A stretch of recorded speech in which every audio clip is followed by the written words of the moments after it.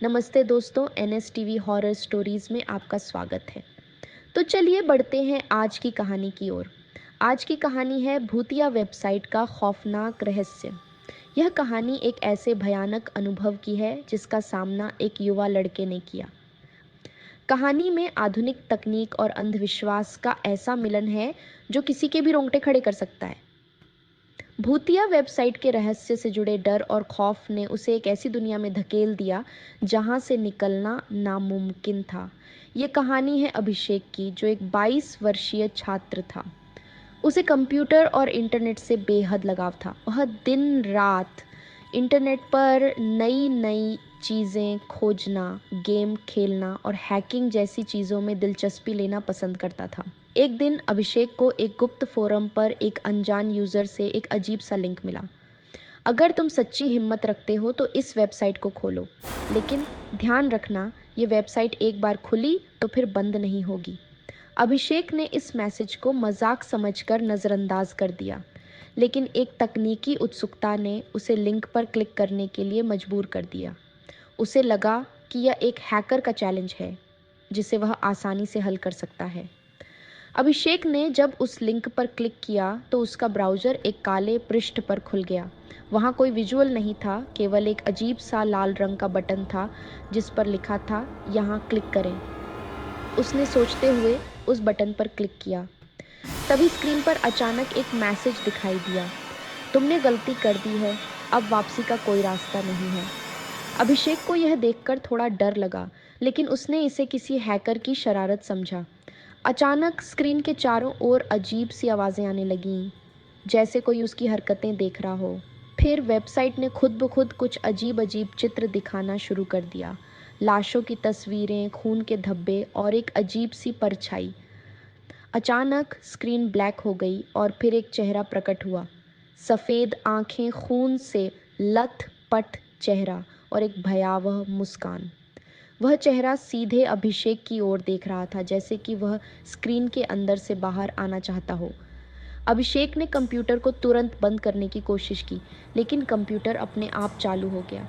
वह जितनी बार उसे बंद करने की कोशिश करता, कंप्यूटर खुद ब खुद फिर से चालू हो जाता। उसकी स्क्रीन पर भयानक चित्र और अजीब आवाज़ें गूंजने लगीं। अभिषेक का दिल ज़ोर ज़ोर से धड़कने लगा। उसी रात जब अभिषेक सोने गया तो उसे घर में अजीब आवाज़ें सुनाई देने लगीं।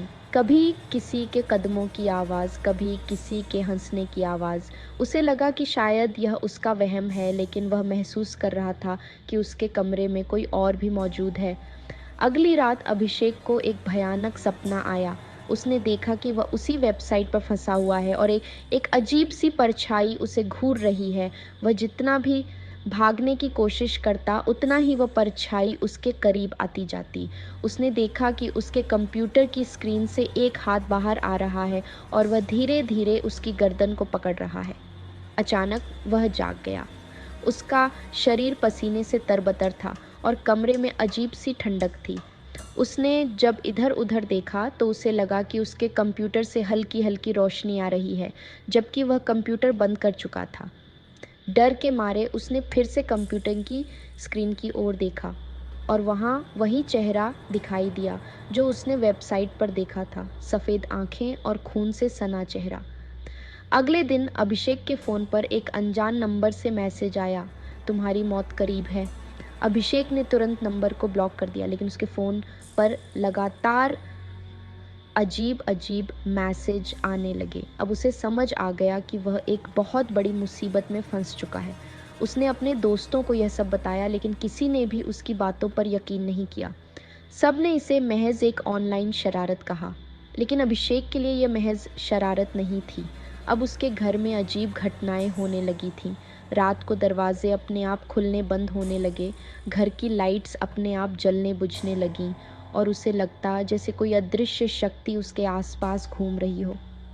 अभिषेक अब बेहद डर चुका था।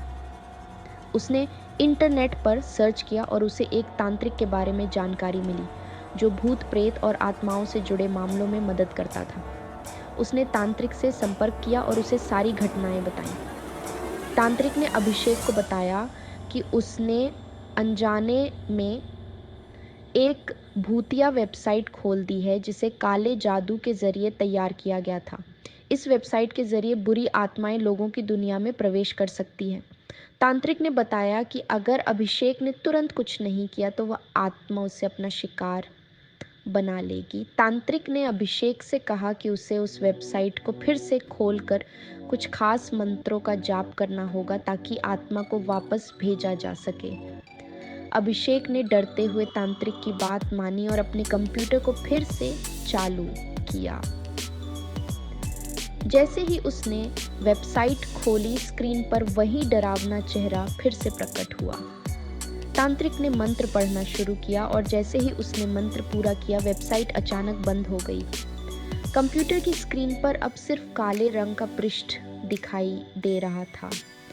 तांत्रिक ने बताया कि आत्मा अब वापस चली गई है, लेकिन अभिषेक को इस वेबसाइट से हमेशा के लिए दूर रहना होगा। अभिषेक ने राहत की सांस ली, लेकिन उसके दिल में अब भी एक खौफ बैठा हुआ था। उसने अपना कंप्यूटर फॉर्मेट कर दिया और उस वेबसाइट से जुड़ी हर चीज़ को डिलीट कर दिया। लेकिन एक रात जब अभिषेक सोने जा रहा था, उसका फ़ोन अचानक बजने लगा। उसने फ़ोन उठाया और दूसरी ओर से एक धीमी, खौफनाक आवाज़ आई, तुम बच नहीं सकते, हम फिर मिलेंगे।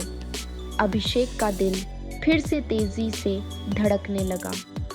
उसने फ़ोन को फेंक दिया, लेकिन उसे अब यह समझ में आ गया था कि वह आत्मा कभी भी पूरी तरह से नहीं जा सकती। इस कहानी में बस इतना ही। मिलते हैं अगली कहानी के साथ। अगर आपको वीडियो पसंद आया हो तो वीडियो को लाइक और चैनल को सब्सक्राइब करना न भूलें। धन्यवाद।